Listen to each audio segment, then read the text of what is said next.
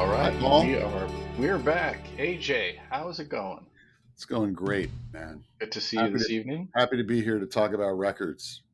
Indeed, indeed. Well, that is what Vinyl Authority program is all about, and having chats with friends about great music exclusively on vinyl. Right on. And it's all about the spirit of sharing. So, and before we go on, if you're a new viewer, please subscribe to our feed and ring the bell so that when we post a new video, everything pops up and reminds you that we've got something new out there, right? Right on. Okay.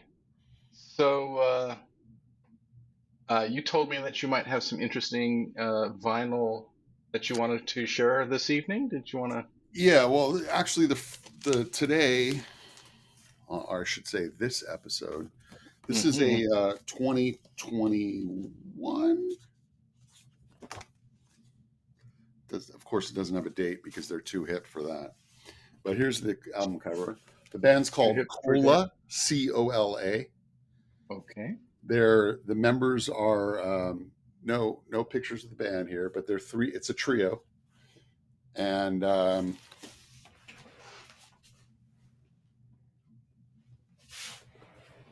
white vinyl. Ooh, sweet. They're from Canada. The band that Mm-hmm. they were before this band was called Ought, Ought, Okay. and I loved Ought. So I just keep following these two guys. Ben Stidworthy is the bass player, and Mm-hmm. Tim Darcy is the vocalist. And Tim writes all the songs pretty much. And I just love them, man. They Mm-hmm. kind of sound like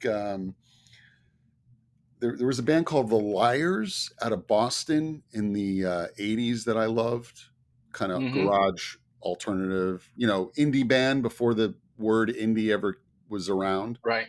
Right. Um, so they remind me of that energy and the Smiths a bit, Uh-huh. but they don't sound. He's got his own thing. They also Fontaine's DC. Are you familiar with them? I've heard a little bit of them. Yeah. They're screaming. They're Yeah. Yeah. super hot, Yeah. Yeah. Yeah. and they're Irish kind of punk band, also kind of '80s sounding. Mm-hmm. And these guys sounded like Fontaine's DC before Fontaine's DC came out. So it's Right. all Right. around that kind of music. They're not as loud as Fontaine's DC or punk, Mm-hmm. but they Mm-hmm. definitely have a punk edge. So anyway, I just wanted to Yeah. give them some light because And what not a is lot the of people. name Cola. of? Yeah, Cola, but does Oh, the the project have a LP. name? Yes. Yeah, Deep in View. Deep in Yeah. View. Well, I am going to put that on my list because I've never heard of them, but your description sounds like it might be maybe in that same vein we talked about last year with the Dramarama records that were impressing me. That kind of raw 80s sort of post-punk. They're definitely not A as slick as Dramarama. They're more of little bit a, more. yeah, handmade music. Yeah, yeah, yeah.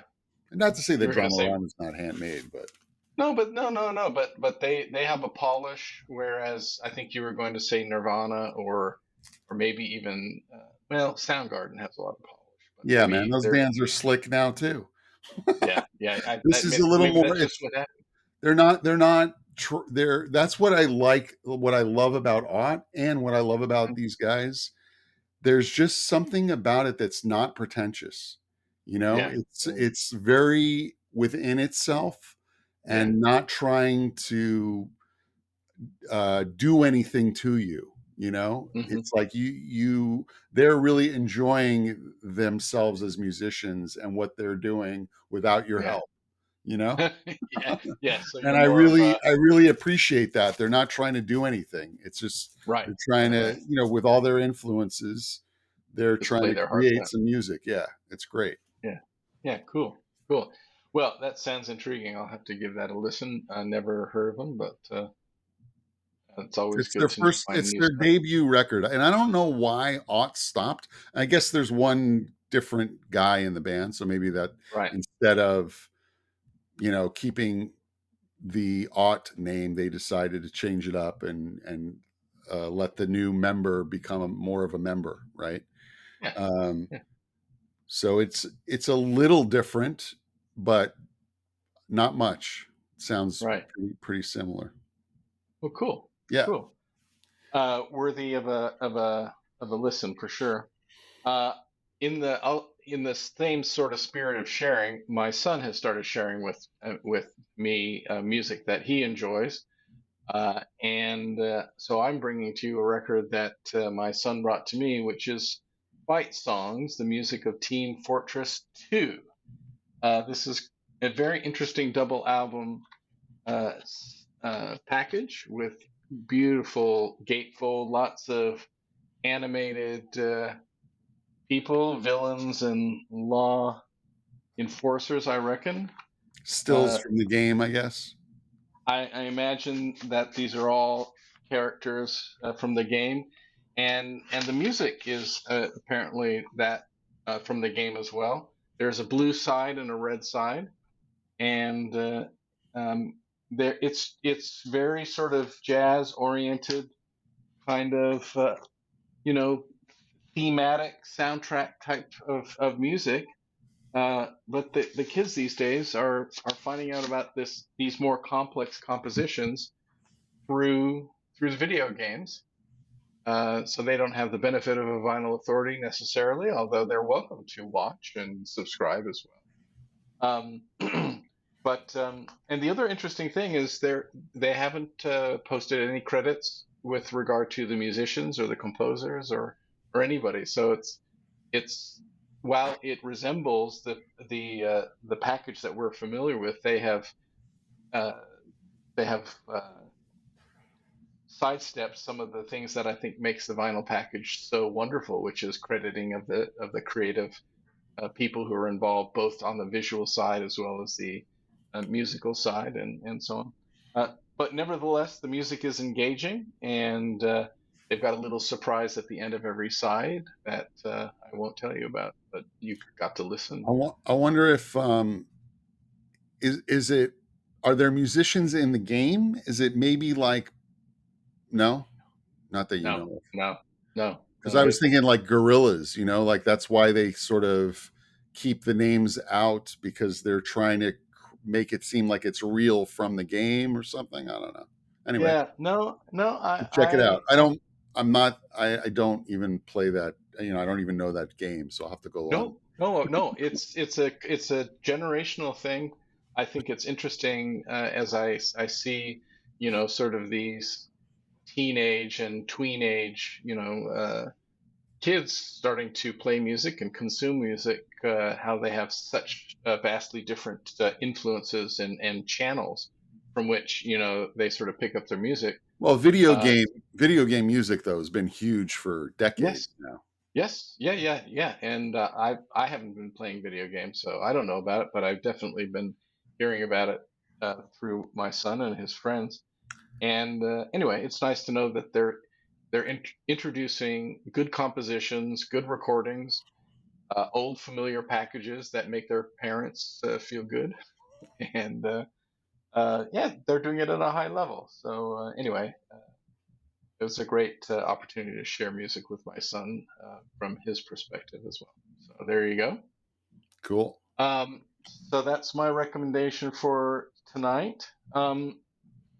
I've got a book I wanted to share with you. I think we talked about this, but I don't think we ever presented it.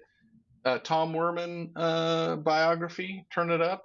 Cool. Oh yeah, yeah. This is a good one. This is good. I mean, Tom Werman made a lot of the records that you and I love and cherish. You know, I met him once, and yeah, he was very nice to me. good. Yeah, good. He's got a long history. In the record business. Cheap Trick, Ted Nugent, Motley Crue, Poison. I mean, the list goes on and on and on. But many, many of the albums that are the soundtrack of my teens and 20s were done by Tom Werman. I respect his work, and it's a nice sort of retrospective on all of the things that he's accomplished. So there you go. That's my recommendation from there. I also wanted to share with you a new turntable alert, which caught my eye recently. This is coming from whathifi.com, and this is new T2 duo of turntables provides you with years of musical bliss. So the project T2 is a low-priced turntable with very sort of modern lines and aesthetics, and a reasonable price point. And so you're not looking to spend thousands of dollars, but maybe something in the mid 500s appeals to you with some style and some playability. Maybe the Project T2 is up your alley, but check that review the next time you're online with those guys. Looks slick. It's a slick one. It's a slick one. I don't know. We've got so many other things to talk about this evening. We've had a number of recent people leaving our midst. Really influential music people: E.T. Thorngren, Steve Albini. There's a number that we owe an extreme debt of gratitude and honor that we were able to take in the music that was produced by these super talented creative partners. And, yeah, man. We won't have an era like that again. I suspect we've got to celebrate what they've done. Maybe not in our lifetime. Hopefully, it comes back around. Yes, yeah, I pray. Everything's cyclical, right? Absolutely.